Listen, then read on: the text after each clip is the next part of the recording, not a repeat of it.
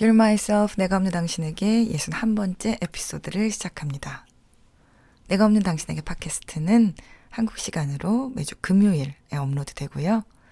스포티파이, 애플, 유튜브, 그리고 네이버 오디오 클립에서 만나보실 수 있습니다. dearmyself.org로 가시면 홈페이지에 저희 채널에 대한 더 자세한 내용 볼 수 있으세요. 감상평이나 사연 소개, 그 밖에 어떤 내용이라도 인스타그램 DM이나 이메일로 소통하실 수 있습니다. 저는 옳고 그름이 가장 중요한 가치라고 생각하며 살아왔던 것 같아요. 어떤 일이 생기면 제일 먼저 그것은 옳으냐 그르냐, 맞냐 아니냐 이런 거 생각했었죠. 그것이 남에게 일어난 일에도 그랬고요. 저에게 일어난 일에도 그랬습니다. 당연히 관계에서 어떤 일이 일어나면 제일 먼저 따지는 것이 뭐였겠어요. 누가 맞았지? 누가 틀렸지? 이런 거였죠. 그런데 인생을 살다 보니 세상에 늘 옳은 것이 많지 않더라고요. 상황과 정황에 따라 같은 일이 어떤 때는 옳기도 하고 어떨 때는 아니기도 했습니다. 관계에서 어떤 일이 일어났을 때 딱 잘라서 누가 완전히 잘했고 누가 완전히 잘못했다를 말하는 것은 살아보니 거의 불가능한 일이기도 하더라고요. 그러면서 보니 옳고 그름의 가치는 분명 중요한 가치이긴 하지만 그것만 가지고는 살 수 없는 것이 인생이고 규칙이 당연히 필요하지만 규칙만으로는 돌아가지 않는 게 세상 이치고요. 옳고 그름만을 기준으로 삼다 보면 오히려 더 중요한 것을 놓칠 때가 많다는 것도 배우게 되었습니다.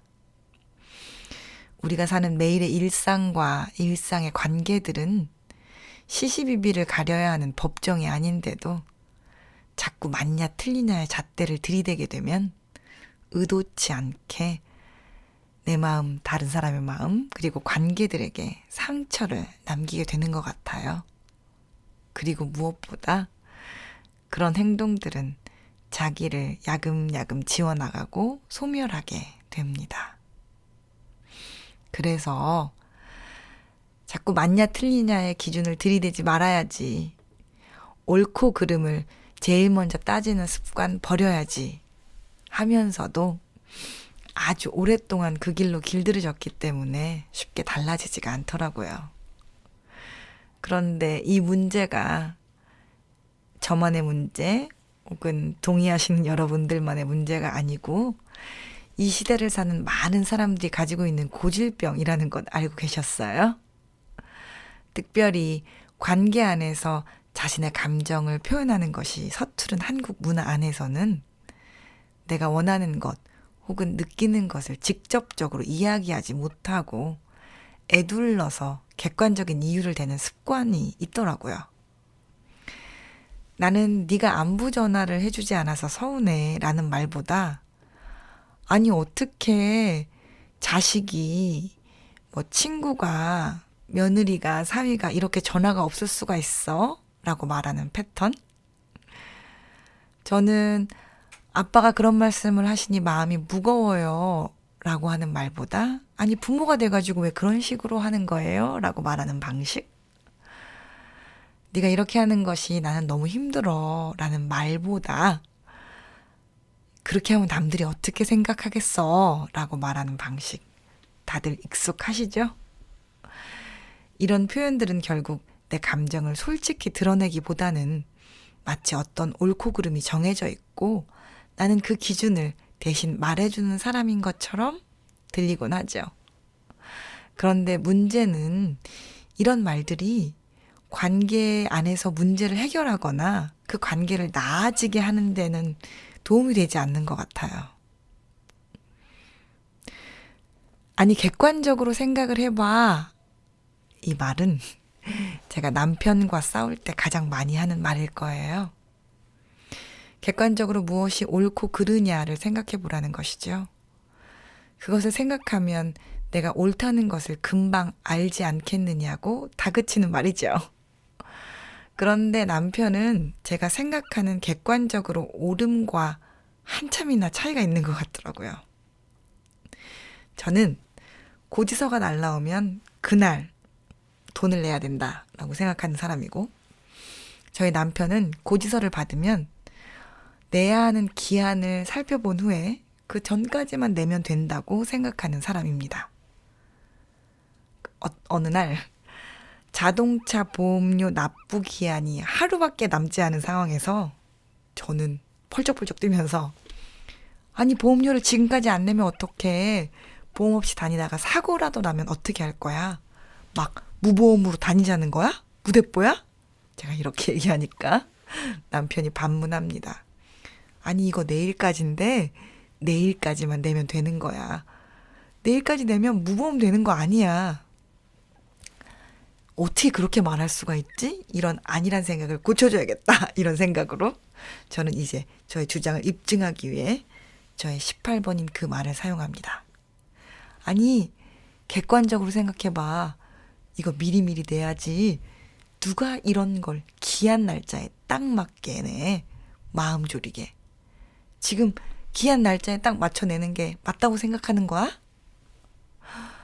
남편은 자신의 객관을 아무리 총동원해서 생각해봐도 기한 날에 딱 맞춰내는 것이 도대체 무엇이 잘못된 건지 알 수 없다는 표정입니다. 그러면 저는 더더욱 언성을 높이면서 저의 객관이 왜 옳은지를 입증하고 설득하려고 하고, 그것이 계속되면 이제 대화의 진짜 중점은 사라진 채 이기고 지는 것만이 중요해집니다. 서로서로 이기고 지는 것만 집착하고 대화하다 보면 사실은 모두가 패자인 대화로 마무리하게 되죠. 설령 내가 옳았다는 것을 논리적으로 입증한다고 해도 그 끝은 찝찝하고 졌다고 생각하는 상대의 마음에 상처가 남거나 유쾌하지 않으며 결국 관계는 더 나아가기보다는 멀어질 뿐입니다. 얼마 전에 유퀴즈에 출연하신 심리 커뮤니케이션 전문가인 박재영 소장님이 대화를 잘하는 방법을 이렇게 설명하시더라고요. 누군가의 문제에 대해서 얘기할 때는 너는 그게 문제야 라는 어법 대신에 나에게 중요한 것은 이거야 이렇게 표현해 보라고요. 너는 왜 이렇게 게으르니? 라는 말은 그 상대방을 절대로 부지런하게 해주지 않는다는 것이죠. 하지만 나에게 중요한 것은 적어도 같이 사용하는 거실은 좀 깨끗하게 사용하면 좋겠어. 그러니까 먹고 나면 좀 치워주면 어때? 라고 말한다면 그 상대방을 배려해서 그 일을 할 가능성이 높아진다는 이야기지요. 그러니까 저는 제 남편에게 고지서가 날라오면 돈을 좀 미리미리 내. 왜 이렇게 늦게 내? 라는 지적보다는 나는 이런 게 오면 미리미리 내는 게 나한테 중요한 것 같아. 그렇지 않으면 내가 마음을 졸이게 되거든. 이라고 표현한다면 미리 내는 게 옳은지 아니면 기한 날짜에만 맞춰서 내도 된다는 생각이 옳은지를 논쟁하는 데 에너지를 쓰기보다는 내가 사랑하는 배우자를 배려해서 그 사람이 중요하다고 생각하는 것을 해줄 수 있다는 것이죠.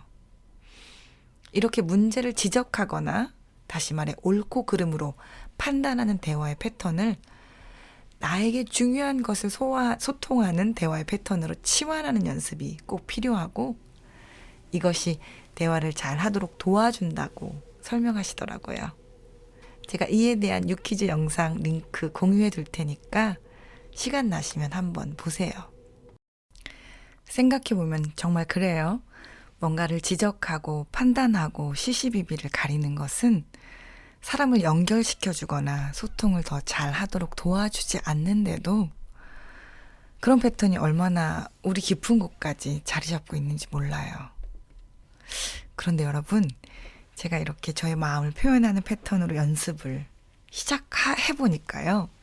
생각지도 않은 난관에 부딪혔습니다. 그게 뭔지 아세요? 물론 지적을 멈추는 것, 판단을 멈추는 것, 옳고 그름의 잣대를 들고 오지 않는 것 정말 쉽지 않고 어렵더라고요. 그런데 저에게 정말로 더 어려웠던 것은 내가 무엇을 원하는지 생각해내고 말하는 것. 내가 무엇을 중요하다고 생각하는지 정리하고 표현하는 것이 훨씬 더 어렵더라고요. 조금 더 솔직하고 적나라하게 말하면 많은 경우 저는 내가 뭘 원하는지, 내가 무엇을 중요하다고 생각하는지 스스로 모르겠는 때가 너무 많은 거예요. 아마도 자기 소멸을 경험해 보신 분들이라면 이 말을 이해하실지 모르겠어요. 오랜 동안 나의 마음과 감정을 들여다보지 않고 나보다 다른 사람을 우선에 두고 살다 보면 정작 내가 뭘 원하는지, 나에게 무엇이 중요한지 잘 모르겠고 그것을 알아내는 데만도 시간과 에너지가 너무 많이 들게 되더라고요. 그러니까 그냥 객관적으로 남들이 보기에 옳은 것, 좋은 게 좋은 것, 이런 것을 선택하고 말하는 게 훨씬 더 쉬운 방법이 되는 거더라고요.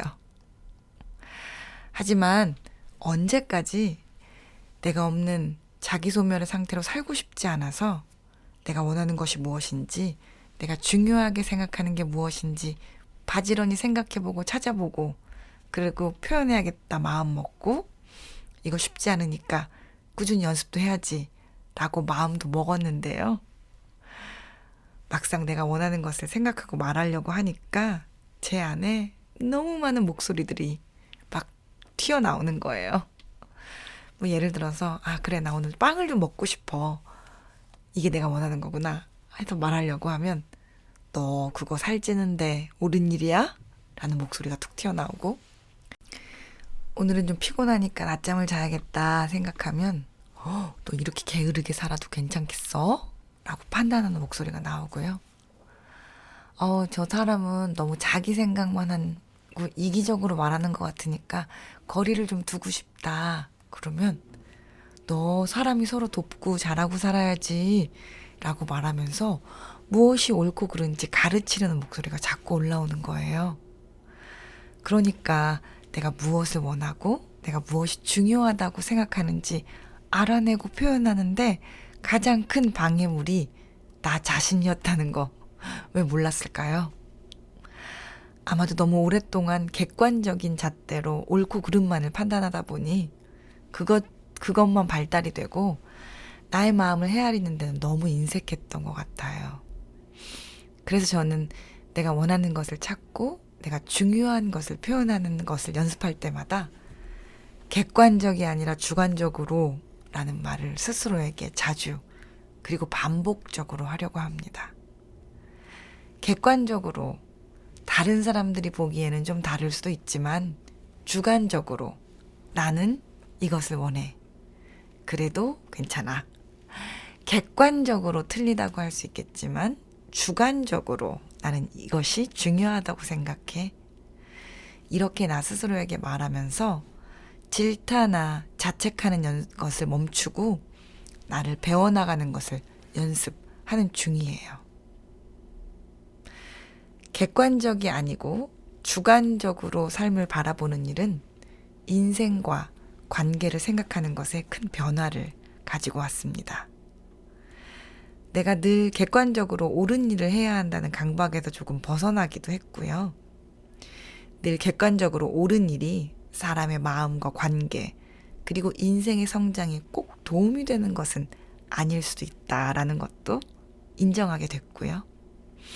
주관적인 관점을 갖는다는 것은 편협하거나 이기적인 것이 아니라 나의 주체성을 기르고 자신의 관점을 갖게 되는 일이라는 것도 배우게 되었습니다. 또 결국 사람은 다 달라서 자신에 맞는 방식으로 인생을 살아야 하고 그래야 주체적이고 적극적으로 삶을 살 수 있겠더라고요. 그렇게 되니 결국 정답이 중요한 것이 아니라 나에게 맞는 것이 제일 중요하다라는 것도 생각하게 됐죠. 예전에는 꼭 대학을 가는 것이 정답이라고 생각했는데 지금은 대학이 맞는 사람이 있고 아닌 사람이 있다는 것을 조금은 인정할 수 있게 됐고요. 뭐 예전에는 치매 부모는 반드시 요양원에 모셔야 한다. 그 뒤치다꺼리하다 간병하는 가족의 인생이 없어진다. 라고 굳건히 믿었었는데 사실 치매 부모를 모시면서도 행복하게 자신의 인생을 잘 영위하는 사람이 존재하기도 하더라고요. 또 예전에는 장성하여 결혼한 자녀가 부모와 함께 사는 것 틀리다 생각했었는데 그렇게 대가족으로 북적거리며 사는 것이 맞는 사람이 있고 아닌 사람이 있다는 것도 알게 됐고요. 예전에는 매일매일 살갑게 어른들께 안부 전화하고 이렇게 하는 것이 옳다고 생각했었는데 그게 맞는 사람도 있고요. 아닌 사람도 있다는 것 인정할 수 있게 됐어요. 그러니 무엇보다 나는 어떤 사람이고 어떻게 사는 것이 나에게 잘 맞는지 조금은 더 이해하게 됐고 관계에서도 이게 옳으니까 그렇게 해달라는 주장보다는 나는 주관적으로 이런 사람이고 이런 것을 중요하게 생각해 나를 이해해줘 라고 말할 수 있게 되었습니다. 그래서 지금 제가 하려는 말은 결국 인생은 객관적이 아니라 주관적으로 살아야 한다는 말, 그리고 주관적으로 인생을 산다는 말은 다른 사람 하나도 생각 안 하고 배려 안 하고 아무렇게나 산다는 말 아니고요. 나의 주관을 잘 이해하면 남들도 그만큼의 생각과 주관이 있다는 것을 인정하게 되고 그러면 나의 주관이 배려되는 만큼 남의 주관도 배려할 수 있게 되니 서로 잘 맞는 합의점을 찾을 수도 있겠다는 말이고요. 그런 관점에서 인생은 객관적이 아니라 주관적으로 살아야 합니다. 우리는 공장에서 찍어내는 물건이 아니라 모두 각자 고유한 특성과 개성을 타고난 사람이니까요. 또 모두에게 옳고 모두에게 맞는 객관적인 마음과 생각은 물건이 아닌 사람에게는 존재하지 않으니까요. 우리는 우리의 특성과 개성에 맞게 주관적으로 살아보아요. 그래서 다른 사람과 다른 생각이 올라오게 되면 나는 왜 이렇게 생각하지? 이렇게 이상하다 생각하지 말고 나는 저 사람이 아니니까 나는 나의 특성이 있는 사람이니까 다르게 생각할 수 있고 그게 나의 개성일 수 있다라고 인정해 주면서 주관적으로 살아봅시다. 여러분의 한 주가 각자의 특성이 적극적이고 풍성하게 살아내는 한 주가 되기를 소망해 보면서 오늘은 여기까지 할게요. 함께 해주셔서 감사합니다.